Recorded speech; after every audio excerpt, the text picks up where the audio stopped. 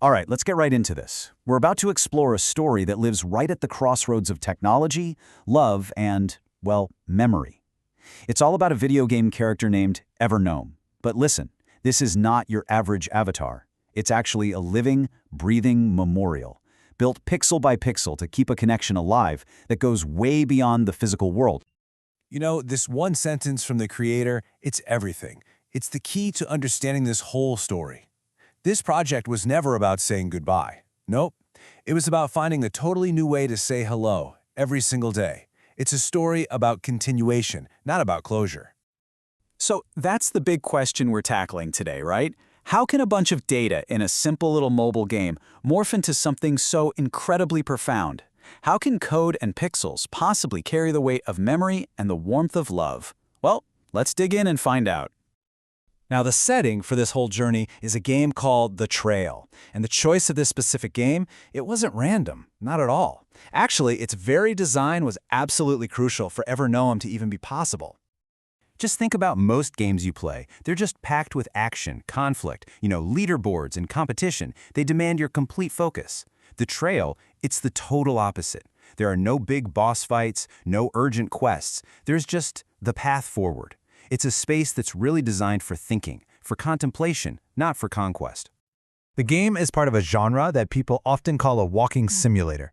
And yeah, I know that might sound a little boring, but its purpose is actually really deep. See, by asking for very little from the player, you just swipe to walk forward. It frees up your mind. It creates this quiet, safe space to process your thoughts and emotions, making the digital journey feel like a parallel to an internal one. But the creator took it a step further, and this is where the memorial becomes so deeply personal. The game, it encourages you to hunt for resources, but EverNoam was played as a vegan, which was a core value of the person being remembered. This was a deliberate choice to ignore a core part of the game and instead to pour a personal moral code into the avatar. Every single apple picked instead of an animal hunted became this small active ritual of remembrance. So we've got the setting, and we've got the philosophy behind it. But honestly, the most powerful part of this whole story is hidden right there in plain sight, in the avatar stats. And these aren't just high scores. They're like chapters in a journal, written entirely in data. First off, just look at this number. EverNoam has walked over 19,000 kilometers. That's almost halfway around the entire Earth. This isn't just a number showing time played in the game. It represents the sheer length of an endless pilgrimage. It's a testament to just unwavering dedication. And then you see this, over 158 times million chits, the game's currency. Now, for anyone who's actually played the Trail, this number just seems impossible, especially for an avatar that's being played in such a non-competitive way. It's a fortune so huge, it pretty much breaks the logic of the game itself. And this really brings us to the core mystery, doesn't it? I mean, these are just stats on a screen, right? Or are they something more? What is the story these impossible numbers are actually trying to tell us? Okay, so here's the big reveal. Every single number is a symbol. That incredible distance, that's the journey of memory itself. The thousands of items collected along the way, that's not loot. It's an archive of preserved moments.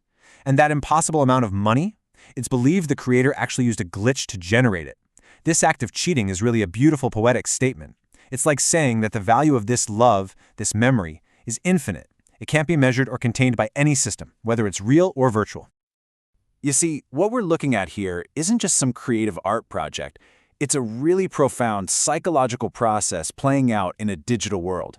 And there's actually a well-known psychological framework that helps explain why this is such a powerful way to process loss. It's called continuing bonds theory. You know, for decades we were always told that grief was about letting go. Well, this theory completely flips that idea on its head.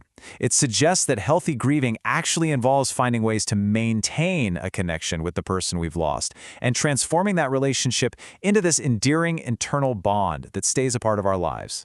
And EverNoam is a perfect, living example of this theory in action. It's not like a static photograph on a shelf. It creates a dynamic presence. It allows for the daily practice of shared values, and it turns memory from a fixed point in the past into an active, ongoing journey. Okay, so let's zoom out for a second and look at the bigger picture here. This incredibly personal story, it's not just an isolated event. It's like a signpost, pointing to a huge shift in how we, as a culture, are starting to think about remembrance in our digital age. Digital memorials have really evolved over time. It started with official monuments built right into games by developers. Then it shifted to players creating their own static shrines and gardens in games like Animal Crossing. But EverNoam? It represents the next step. The memorial is no longer a place you go to visit, it's a persona that journeys with you. It's a shift from a memory based on location to one based on presence. And the creator's journey didn't stop with EverNoam. Their next project is an avatar named Rainbow, which is designed to explore broader themes like inclusion and diversity. This points to a really powerful evolution, from a process of personal internal healing to an exploration of one's place within a much wider community. And so this all leaves us with one final, really crucial question. The story of EverNoam is a beautiful, specific example, but what it means is universal. As our relationships, our communities, and our entire lives become more and more tangled up with the digital world, the question isn't if we'll remember there, but how. What will our memorials look like, and what paths will they walk?